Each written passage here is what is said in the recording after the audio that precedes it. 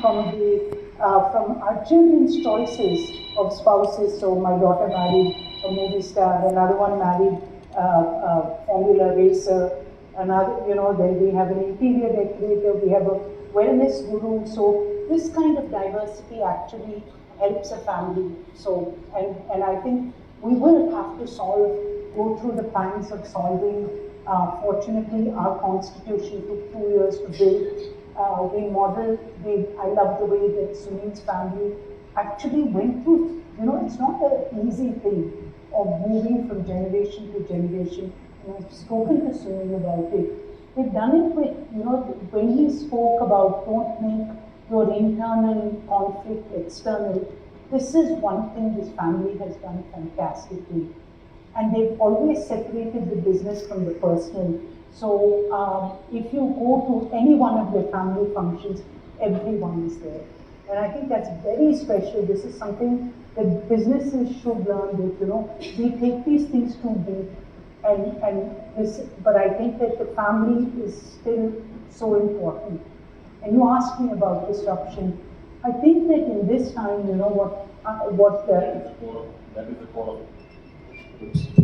that is the core of continuity. Of continuity. While you do the disruptions. So, and every time, everyone, what's the most used word during this pandemic?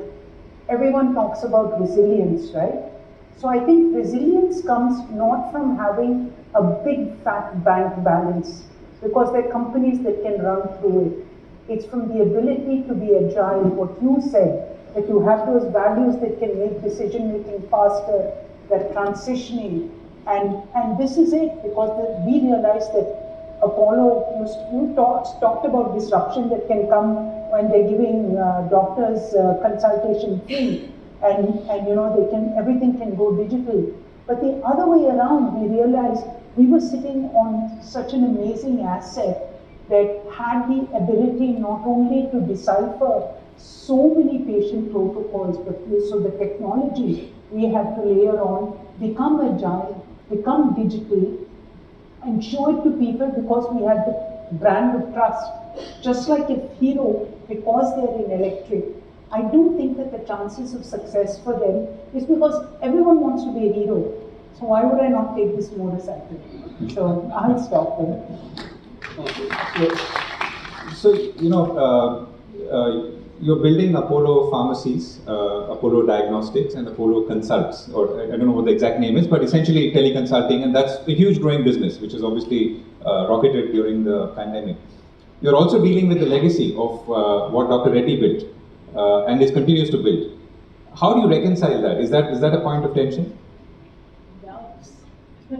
Today, if you speak to Dr. Reddy, he talk about Apollo 247.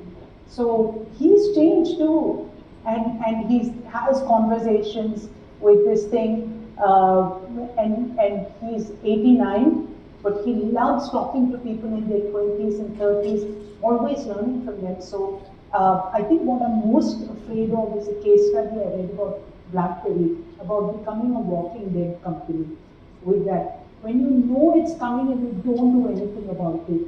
If we had stayed complacent and just kept growing our pharmacies, we do 400, more than one a day, no problem. There could come a stage when everyone just wants to order online, and I'm not there. So I think that was one epiphany that said that I have to transform. And but look at Amazon. Amazon is now putting physical stores. So everyone is actually converging to the state that we've become, which is omni. So I think that you will find that the ecosystem needs each other to build up. You just have to be either partner or just get in there and solve the problem in the most current and best way possible.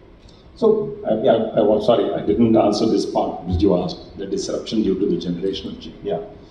I was going to ask you in any case. Yeah. So what we've said is, as long as the next generation can learn our values from our actions, because if you tell people something and you do something else, it's both confusing, and they learn more from what you do rather than from what you say.